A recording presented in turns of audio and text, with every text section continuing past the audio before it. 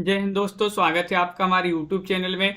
आज की वीडियो में हम लेकर आए हैं आपके लिए यहाँ पर महत्वपूर्ण क्वेश्चन आंसर हिंदी साहित्य में।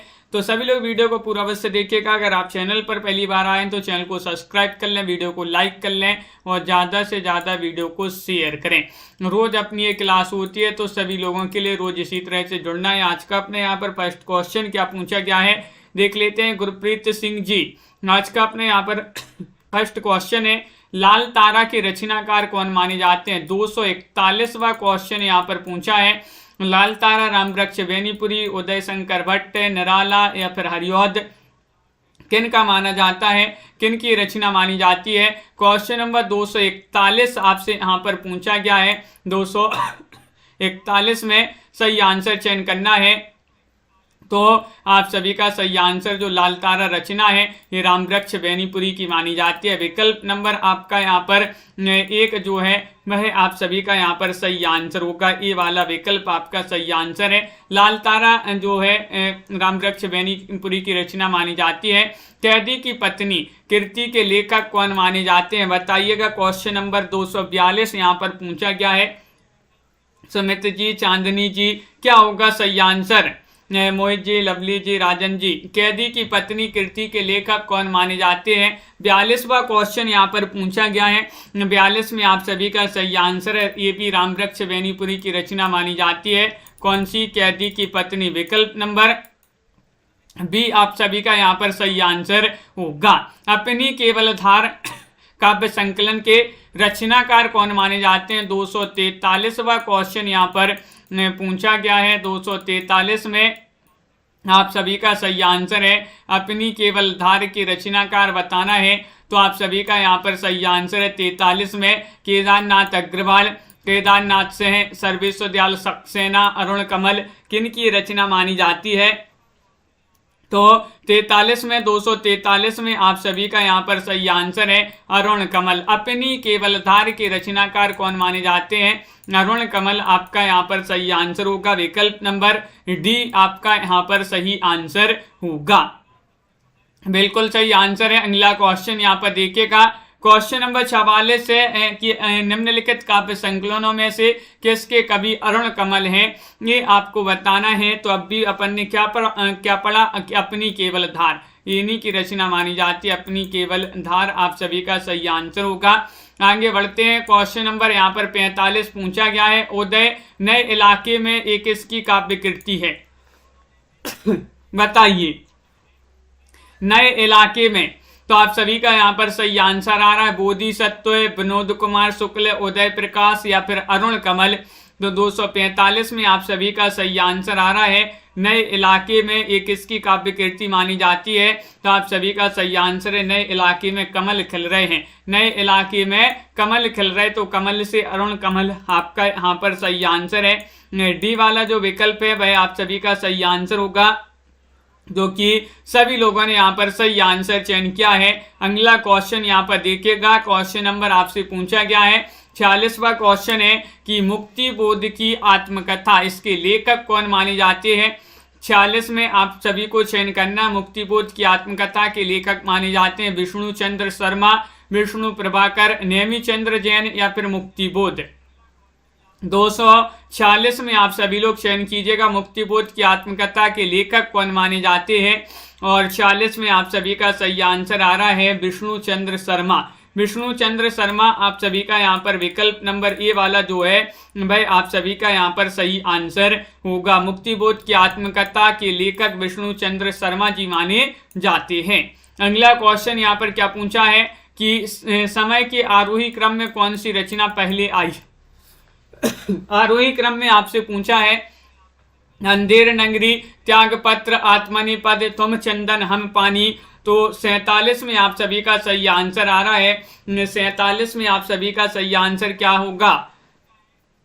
तो आरोही क्रम में कौन सी रचना पहले आई, समय के आरोही क्रम में आपका सही आंसर होगा अंधेर नगरी। विकल्प नंबर 1 आपका यहाँ पर सही आंसर होगा। अंधेर नगरी देखिएगा, अंधेर नगरी 1881 भारतेंदु जी की रचना मानी जाती है। और त्यागपत्र 1937 ये जैनेन्द्र जी की रचना है। आत्मनिपद 1960 अज्ञे की रचना है। और तुम चंदन हम पानी ये 1976 की रचना विद्यानिवास मिश्र की रचना मानी जाती है।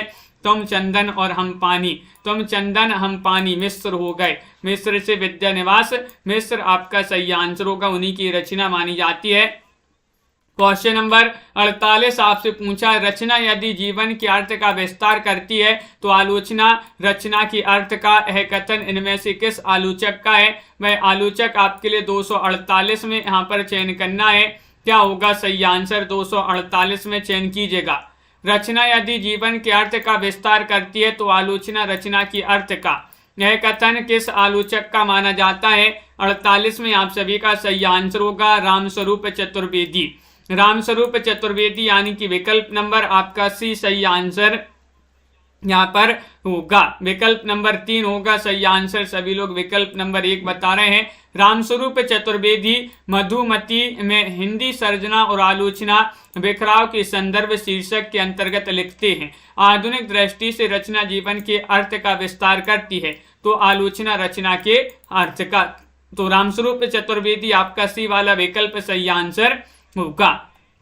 क्वेश्चन नंबर आपसे यहाँ पर 49 पूछा गया है, काव्य संसार के प्रति कवि की भाव प्राधान्य मानसिकता प्रतिक्रियाओं की कल्पना के ढांचे में ढली हुई श्रेय की प्रेम रूपा भावोत्पादक अभिव्यक्ति है। यह काव्य की है परिभाषा देने वाले विद्वान कौन है।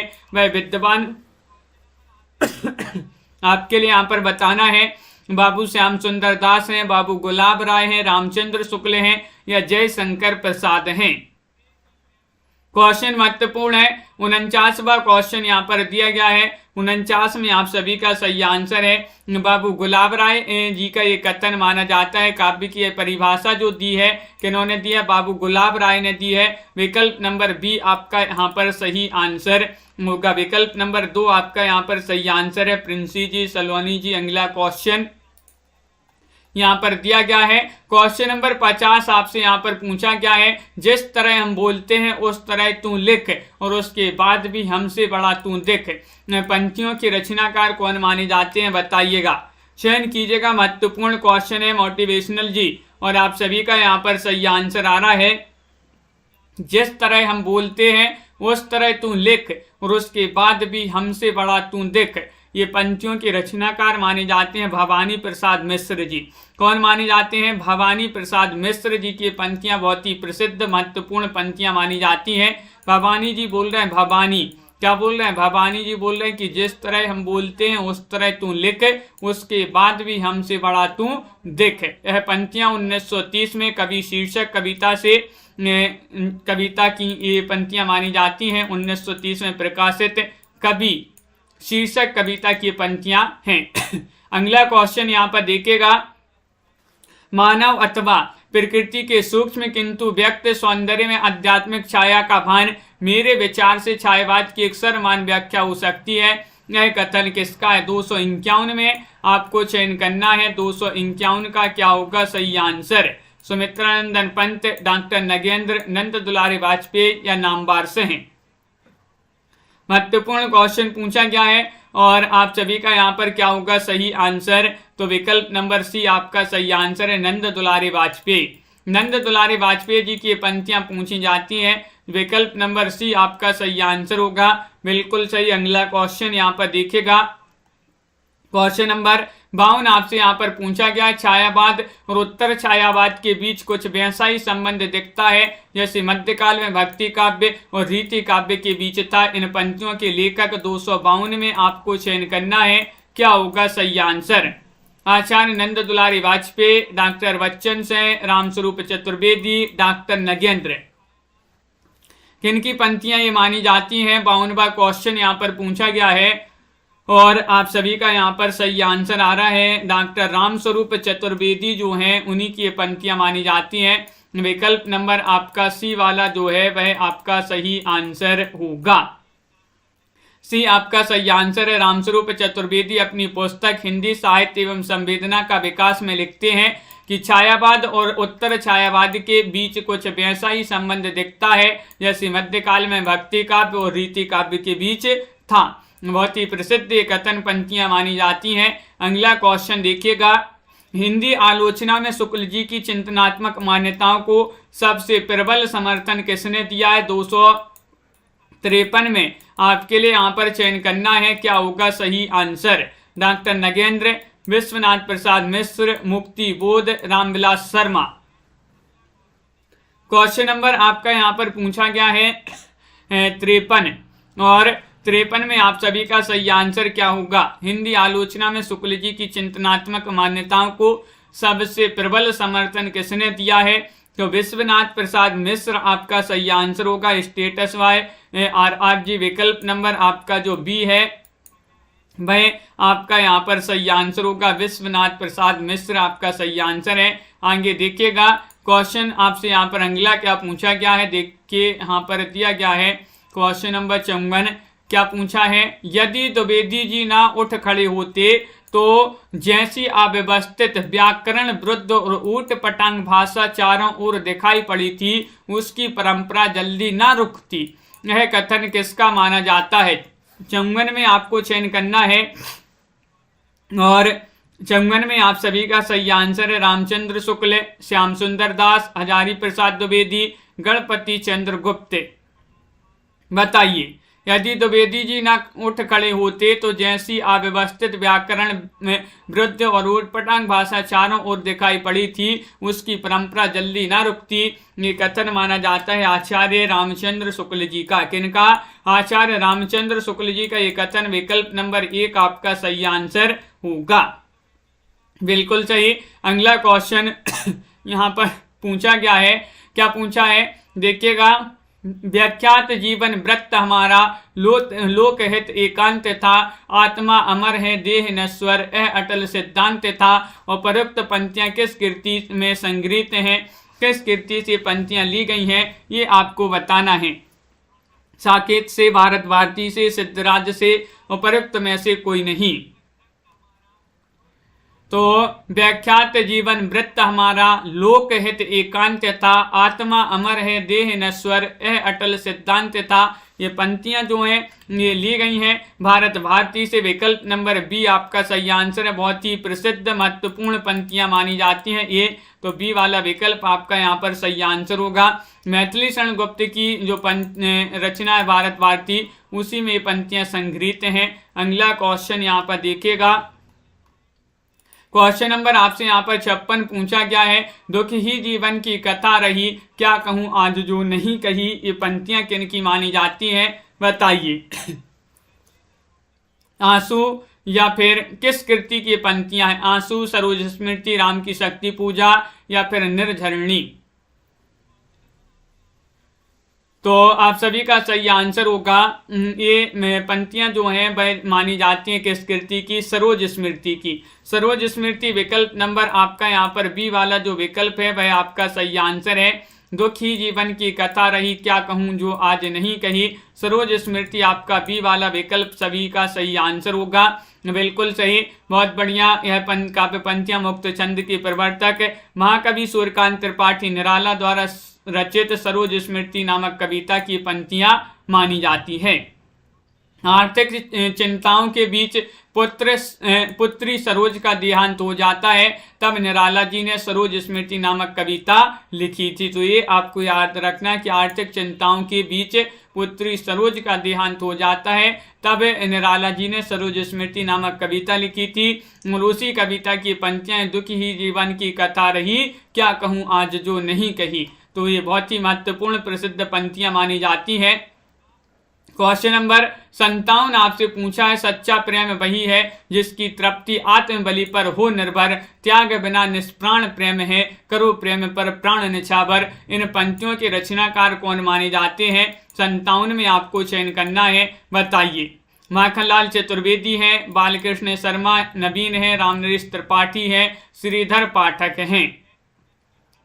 सच्चा प्रेम वही है जिसकी तृप्ति आत्मबलि पर हो निर्भर, त्याग बिना निष्प्राण प्रेम है, करो प्राण निछावर। ये पंक्तियां मानी जाती हैं राम नरेश त्रिपाठी जी की। त्रिपाठी जी जो हैं उन्हीं की पंक्तियां बहुत ही प्रसिद्ध पंक्तियां मानी जाती हैं। सी वाला विकल्प आपका सही आंसर होगा, बिल्कुल सही।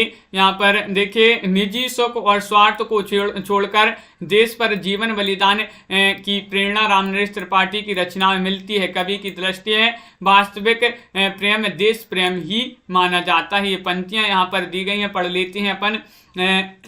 सच्चा प्रेम वही है, तृप्ति आत्मबलि पर हो निर्भर, त्याग बिना निष्प्राण प्रेम है, करो प्रेम पर प्राण निछावर।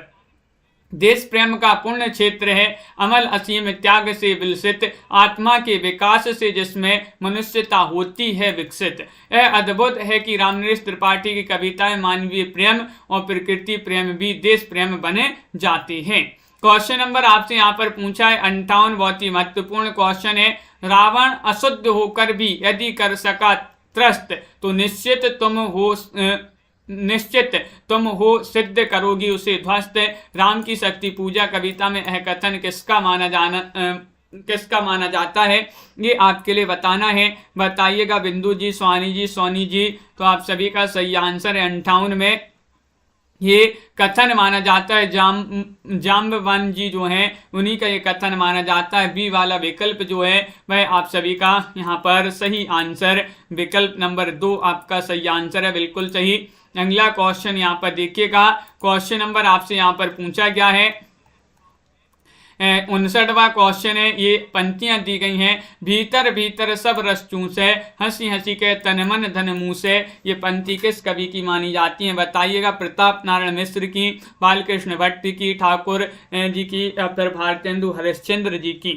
क्वेश्चन नंबर 59 आपसे यहाँ पर पूछा गया है। 59 में क्या होगा सही आंसर, भीतर भीतर सब रस चूसे, हंसी हंसी के तन मन धन मुँह से। ये पंक्तियां मानी जाती हैं गुड़िया जी किनकी, भारतेंदु हरिश्चंद्र जी जो हैं उन्हीं की पंक्तियां मानी जाती हैं। 1850 में जिनका जन्म हुआ था, 85 में इनका निधन हो गया था भारतेंदु जी का। भारतेंदु जी ने अंग्रेजों की शोषण नीति का उल्लेख अपनी कविता के माध्यम से इस प्रकार उन्होंने किया था कि भीतर भीतर सब रस चूसे, हंसी हंसी के तन मन धन मुँह से, जाहिर बातन में अति तेज, क्यों सखी सज्जन नहीं अंग्रेज। ये पंक्तियां बहुत ही प्रसिद्ध पंक्तियां थी। अगला क्वेश्चन है, इस करुणा कलित हृदय में अब विकल रागिनी बजती, क्यों हाहाकार स्वरों में वेदना असीम गरजती। ये पंक्तियों के रचनाकार कौन माने जाते हैं, बताइए। क्वेश्चन महत्वपूर्ण है। साधना जी, अनीता जी, प्रवीण जी, सभी के कमेंट यहाँ पर देखते जा रहे हैं। 60वां क्वेश्चन यहाँ पर पूछा गया है और 60 में आप सभी का सही आंसर है जयशंकर प्रसाद। क्या है सही आंसर, सी वाला विकल्प आपका सही आंसर होगा। जयशंकर प्रसाद आपका सही आंसर है, बिल्कुल सही, बहुत बढ़िया। सभी लोगों ने ये बताया है कि ये पंक्तियां जो हैं जयशंकर प्रसाद की पंक्तियां मानी जाती हैं। ओम जय जगदीश हरे की आरती की रचना किन्होंने की थी, ये आपको चयन करना है। श्रद्धाराम फिल्लौरी हैं, राजा शिव प्रसाद हैं। इन दोनों विकल्पों में से ये आपको चयन करना है कौन सा विकल्प यहाँ पर सही आंसर लगा दें। ओम जय जगदीश हरे की आरती की रचना की थी किन्होंने, श्रद्धाराम फिल्लौरी जी ने। विकल्प नंबर आपका यहाँ पर 1 जो है वह आपका सही आंसर होगा। विकल्प नंबर 1 आपका यहाँ पर सही आंसर होगा, बिल्कुल सही। अगला क्वेश्चन यहाँ पर देखिएगा। क्वेश्चन नंबर आपसे यहाँ पर पूछा गया है क्वेश्चन नंबर 62। क्या पूछा है, दुख की पिछली रजनी बीच विकसता सुख का नवल प्रभात। यह काव्य पंक्तियां किस कृति की हैं। अब आपसे यहाँ पर पूछा है कृति बताइए जिससे ये पंक्तियां ली गई हैं। चांद का मुंह टेढ़ा है, साकेत, कामायनी या फिर यामा से ये पंक्तियां ली गई हैं। क्वेश्चन महत्वपूर्ण है और आप सभी का यहाँ पर सही आंसर आ रहा है। क्या आ रहा है सही आंसर, तो बिल्कुल सही है, आपका सही आंसर होगा कामायनी। कामायनी आपका सही आंसर है।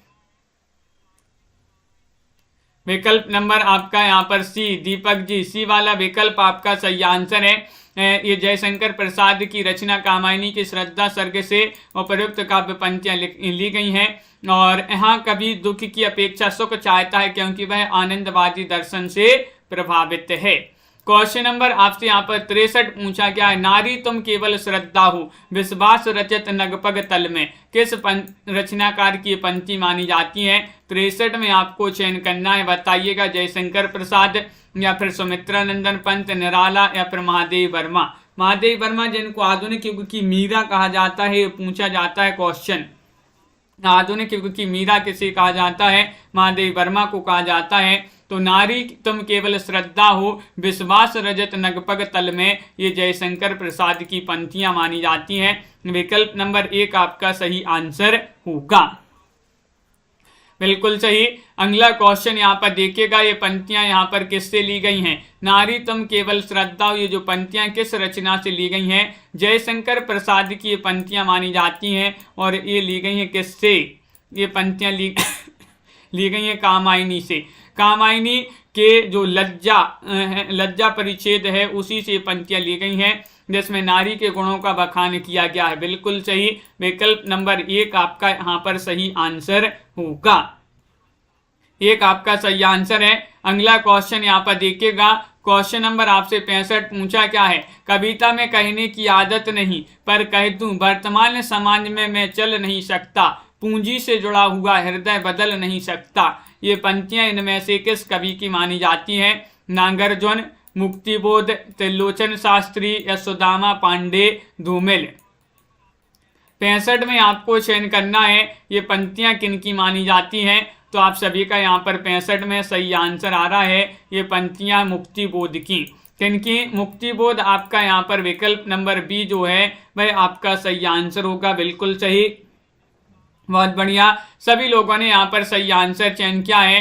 ये पंक्तियां मुक्तिबोध की मानी जाती हैं। अंधेरे में शीर्षक कविता जो है, रचना जो है, उसी से ये पंक्तियां ली गई हैं।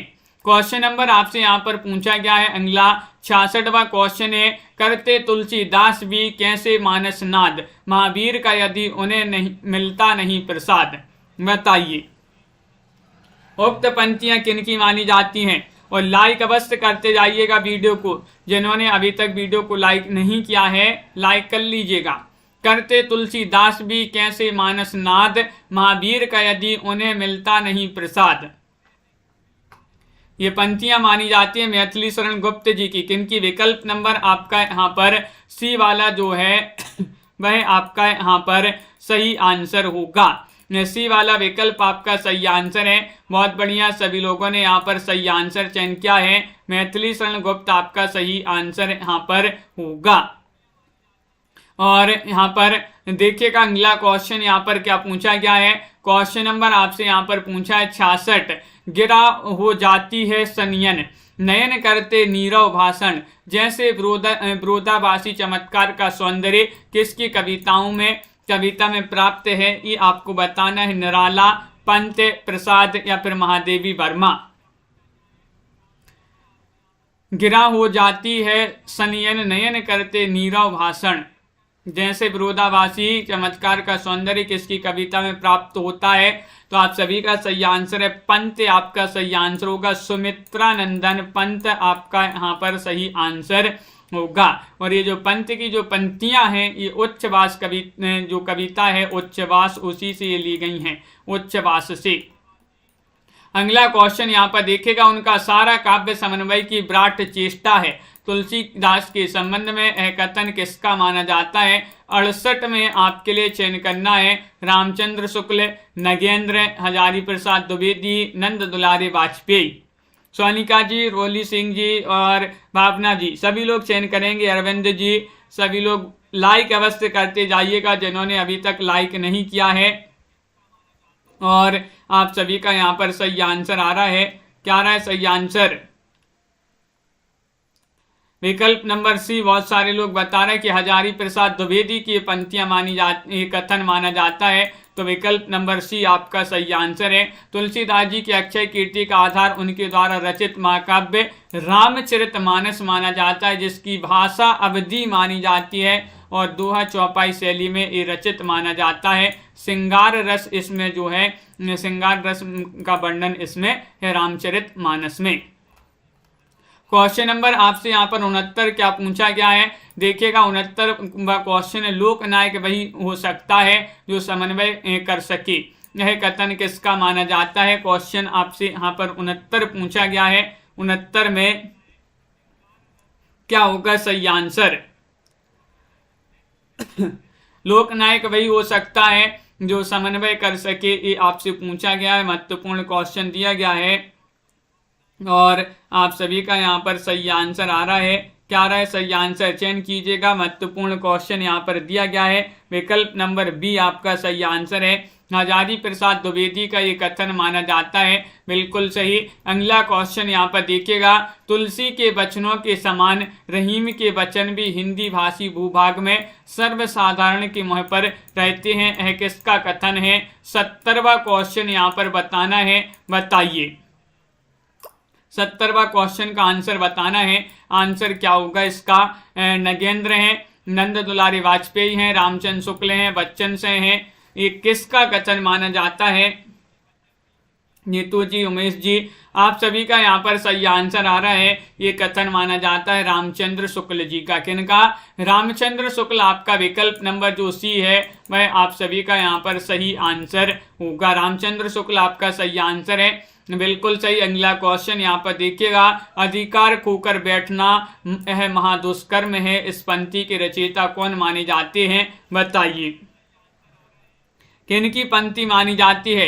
अधिकार खोकर बैठना यह महादुष्कर्म है, ये पंक्ति मानी जाती है दिनकर जी की, मैथिलीषण गुप्त, निराला या फिर सुभद्रा कुमारी चौहान। तो क्वेश्चन महत्वपूर्ण है और आप सभी का सही आंसर आ रहा है यहाँ पर। ये मैथिलीषण गुप्त जी जो हैं उन्हीं की पंक्ति मानी जाती है। बी वाला विकल्प आप सभी का यहाँ पर सही आंसर होगा। मैथिलीषण गुप्त आपका सही आंसर है। पंक्ति मैथिलीषण गुप्त द्वारा रचित जयद्रथ वध के प्रथम सर्ग के प्रथम भाग से अवतरित ये पंक्तियां मानी जाती हैं। अब देखिएगा, गांधी जी ने राष्ट्र कवि की संज्ञा प्रदान की थी किनके लिए? मैथिलीषण गुप्त जी को। सन 1941 में व्यक्तिगत सत्याग्रह के अंतर्गत जेल गए थे मैथिलीषण गुप्त। सन 1952 में राज्यसभा के सदस्य मनोनीत हुए थे। तत्कालीन राष्ट्रपति डॉक्टर राजेंद्र प्रसाद ने 1962 में अभिनंदन ग्रंथ भेंट किया था गुप्त जी को। मैथिलीषण गुप्त साहित्य एवं शिक्षा के क्षेत्र में पद्म भूषण से सन 1954 में सम्मानित हुए थे। कब? 1954 में। तो इनके लिए पद्म भूषण पुरस्कार भी दिया गया है मैथिलीषण गुप्त जी को साहित्य एवं शिक्षा के क्षेत्र में। अगला क्वेश्चन यहाँ पर देखिएगा, 72वां क्वेश्चन यहाँ पर पूछा गया है, वह हृदय नहीं है पत्थर है जिसमें स्वदेश का प्यार नहीं। बताइए ये पंक्तियां किनकी मानी जाती हैं? चयन करना है सभी के लिए। स्वतंत्र गुप्त जी और LXV स्टडी जी। क्या होगा सही आंसर? वह हृदय नहीं है पत्थर है जिसमें स्वदेश का प्यार नहीं, ये पंक्तियां मानी जाती हैं किनकी? तो आप सभी का यहाँ पर सही आंसर आ रहा है। क्वेश्चन महत्वपूर्ण है, क्वेश्चन नंबर 72 है। विकल्प नंबर 1 गया प्रसाद शुक्ल स्नेही आपका सही आंसर होगा। गया प्रसाद शुक्ल स्नेही आपका यहाँ पर सही आंसर होगा। अगला क्वेश्चन यहाँ पर देखिएगा, क्वेश्चन नंबर आपसे यहाँ पर पूछा गया है 73वां क्वेश्चन है, मैं उनका आदर्श नहीं जो देखिएगा ये पंक्तियां पूछी गई हैं। मैं उनका आदर्श नहीं जो व्यथा ना खोल सकेंगे, पूछेगा जग किंतु पिता का नाम ना बोल सकेंगे, जिनका निखिल विश्व में कोई नहीं, जिनका निखिल विश्व में कोई कहीं ना अपना होगा, मन में लिए उमंग जिन्हें चिरकाल कल्पना होगा। उपरोक्त पंक्तियां दिनकर की किस रचना की ये पंक्तियां मानी जाती हैं? बताइएगा, चयन कीजिएगा। बिल्कुल महत्वपूर्ण क्वेश्चन पूछा गया है और आप सभी का क्या होगा सही आंसर? हाँ दीपक जी बिल्कुल सही, मीना जी, तो आप सभी का यहाँ पर सही आंसर है। किस रचना की ये पंक्तियां मानी जाती हैं? तो आप सभी का सही आंसर है कुरुक्षेत्र। विकल्प नंबर 1 आपका यहाँ पर सही आंसर है। कुरुक्षेत्र की पंक्तियां मानी जाती हैं, बिल्कुल सही। रश्मि रथी की पंक्तियां मानी जाती हैं। विकल्प नंबर बी होगा सही आंसर, रश्मि रथी होगा सही आंसर। दिनकर की रचना रश्मि रथी से पंक्तियां ली गई हैं। इस रचना में कर्ण के जीवन में घटित प्रसंगों के संदर्भ में कवि ने आज के जीवन के अनेक प्रश्नों और संवेदनाओं को, चेष्टाओं और चिंतन पद्धतियों को, मूल्यों और आकांक्षाओं को उद्घाटित किया है इन पंक्तियों में कवि ने। तो बी वाला विकल्प आपका यहाँ पर होगा सही आंसर, यानी कि रश्मि रथी। अगला क्वेश्चन यहाँ पर देखिएगा, मैं रथ का टूटा हुआ पहिया हूँ लेकिन मुझे फेंको मत, ये किस कवि की पंक्तियां मानी जाती हैं? क्वेश्चन नंबर आपसे यहाँ पर 74 पूछा गया है, बताइए क्या होगा सही आंसर? हेमलता जी। चयन करना है सभी के लिए, महत्वपूर्ण क्वेश्चन यहाँ पर पूछा गया है। और मैं रथ का टूटा हुआ पहिया हूँ लेकिन मुझे फेंको मत, ये जो पंक्तियां हैं ये धर्मवीर भारती की मानी जाती हैं। किनकी? धर्मवीर भारती आपका विकल्प नंबर 1 आपका सही आंसर है। विकल्प नंबर 1 आपका सही आंसर होगा, बिल्कुल सही। अगला क्वेश्चन यहाँ पर क्या पूछा है? क्वेश्चन नंबर आपसे यहाँ पर 75 पूछा गया, मिलन का मत नाम लो, मैं विरह में चिर हूँ, ये पंक्तियां जो हैं किस रचनाकार की मानी जाती हैं? बताइए। चयन कीजिएगा। विशाल जी, आस्था जी, महादेव वर्मा की हैं, मीराबाई, सैजोबाई, सुभद्रा कुमारी चौहान। मिलन का मत नाम लो, मैं विरह में चिर हूँ, ये पंक्तियां मानी जाती हैं महादेव वर्मा की। किनकी? महादेव वर्मा, जिनको क्या कहा जाता है? आधुनिक युग की मीरा कहा जाता है। आधुनिक युग की मीरा कहा जाता है। मीरा किनको? महादेवी वर्मा जी को। महादेव वर्मा को आधुनिक की मीरा कहा जाता है। उनके काव्य में विरह की प्रधानता है, जो लौकिक न होकर अलौकिक विरह है। महादेव वर्मा के काव्य में रहस्यवादी प्रकृति विद्यमान है। और मैं नीर भरी दुख की बदली, इनकी प्रसिद्ध पंक्ति कई बार पूछी जा चुकी है, मैं नीर भरी दुख की बदली। क्वेश्चन आपसे यहाँ पर पूछा गया है, कौन सा 76वां क्वेश्चन है? माधव हम परिणाम निराशा, यह पंक्तियां किनकी मानी जाती हैं? बताइए। 76 में आपको चयन करना है, माधव हम परिणाम निराशा, ये पंक्तियां सुंदरदास की, विद्यापति की, सूरदास की, रसखान की। क्वेश्चन महत्वपूर्ण है और 4 विकल्प आपके यहाँ पर दिए गए हैं, तो आप सभी का यहाँ पर सही आंसर आ रहा है। विद्यापति की पंक्तियां मानी जाती हैं, बी वाला विकल्प आपका यहाँ पर सही आंसर है। मोहित जी, बिल्कुल सही आंसर। चयन क्या है? विद्यापति की पंक्तियां मानी जाती हैं। अगला क्वेश्चन यहाँ पर देखिएगा, क्वेश्चन नंबर आपसे यहाँ पर एक क्वेश्चन फिर से पूछ लिया गया, विद्यापति आपका सही आंसर होगा। क्वेश्चन नंबर यहाँ पर पूछा है 78, महत्वपूर्ण पंक्तियां दी गई यहाँ पर भी। राष्ट्रगीत में भला कौन वह भारत भाग्य विधाता है, फटा सुथन्ना पहने जिसका गुण हर चरना गाता है, ये पंक्तियां किन की मानी जाती हैं? इनके रचनाकार कौन माने जाते हैं? रचनाकार बताना, रघुवीर सहाय हैं, नांगरजोन है, केदारनाथ से हैं, या फिर दिनकर हैं? भावना जी बताइएगा। लाइक अभी तक सभी लोगों ने नहीं किया है, जल्दी से एक बार वीडियो को लाइक करते जाइएगा सभी लोग।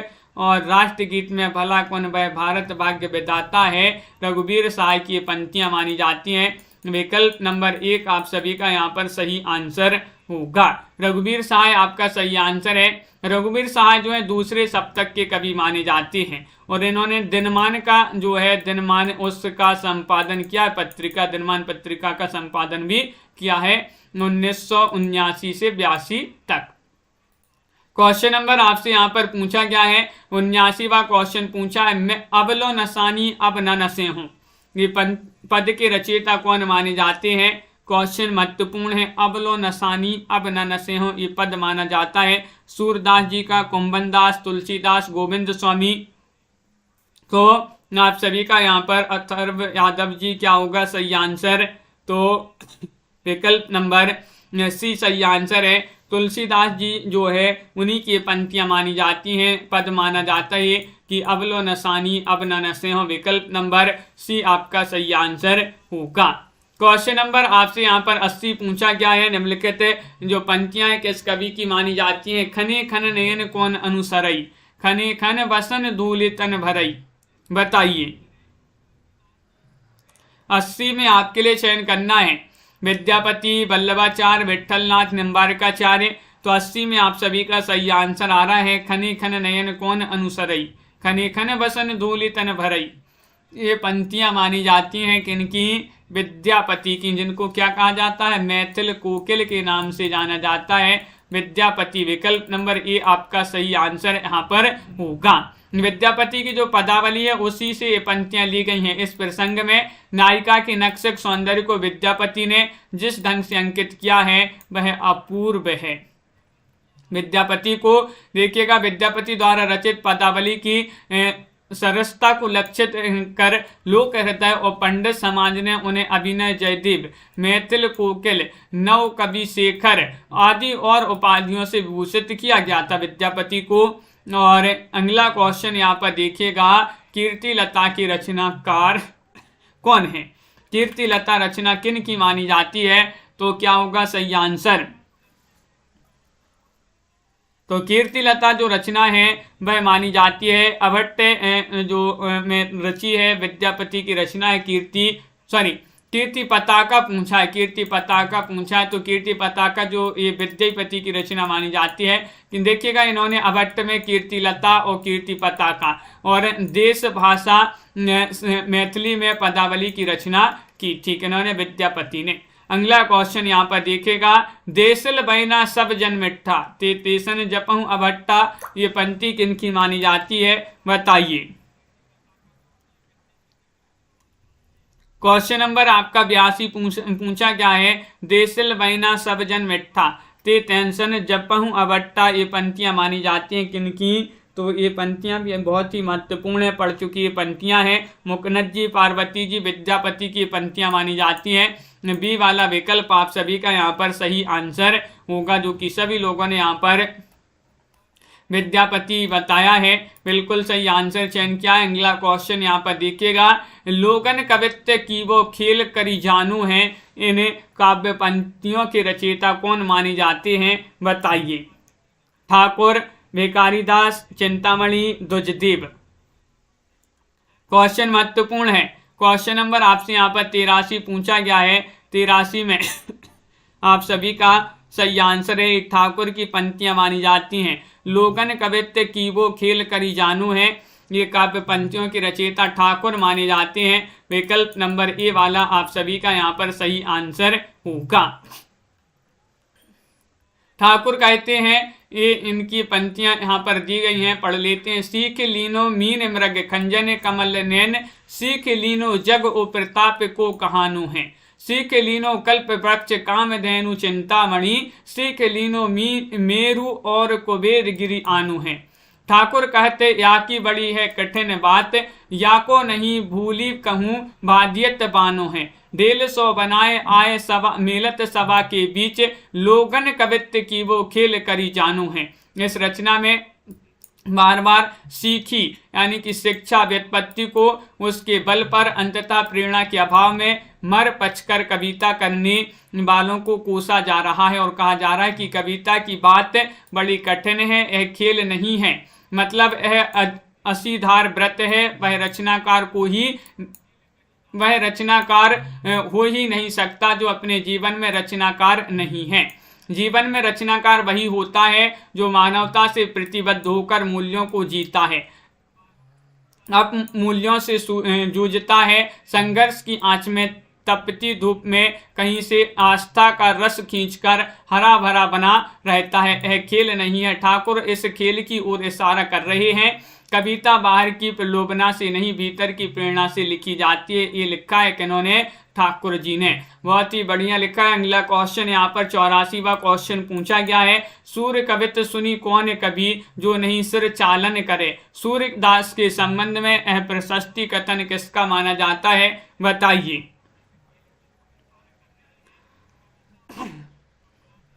और आप सभी का यहाँ पर सही आंसर क्या होगा?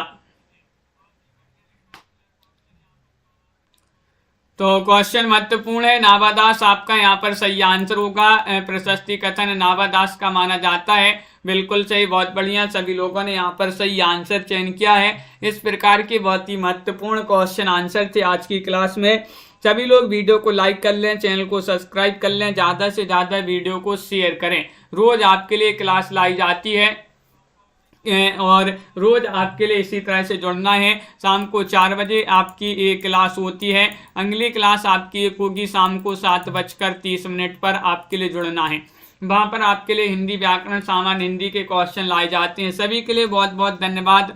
सभी लोग एक बार लाइक अवश्य कर लेंगे। अरविंद जी, कल्पना जी, दीपक जी, दिनेश जी और मंजू जी, तनु पांडे जी, रीता जी, साधना जी, मनीष पांडे जी, मोटिवेशनल जी और अपर्णा जी, अनीता जी, श्रीकांत जी, नीतू गुप्ता जी, उमेश जी, सुनैना जी, आस्था जी, रोली जी, पार्वती जी, दिनेश जी, साधना जी, मंजू जी, मोटिवेशनल जी, रीता जी, सोनिका जी, स्टेटस वाई RR जी, अपर्णा जी और मंजू जी, कंचन जी, कल्पना जी, भावना जी, भावना कुमारी जी, भावना गंगवार जी और मुकनत जी, बिंदु जी, मोहित जी, सुनैना जी, विशाल जी और गुड़िया जी, सुमित सांगवान जी, बिल्कुल दीपक पवार जी, सभी के लिए बहुत बहुत धन्यवाद। अभिषेक सरोज जी, शिल्पा जी, आरती जी, राजीव जी और बिंदु जी, अरविंद जी, MS वर्मा जी, मंजू जी, इसी तरह से स्वतंत्र गुप्त जी। जुड़े रहिएगा सभी लोग, लाइक शेयर अवश्य कर लें। विंदा साहू जी, पार्वती जी, सभी लोग के लिए बहुत बहुत धन्यवाद। श्रीकांत यादव जी, अथर्व यादव जी, बिल्कुल सभी को बहुत बहुत धन्यवाद। आज की वीडियो में बस इतना ही। पूजा जी, सभी के लिए जय हिंद।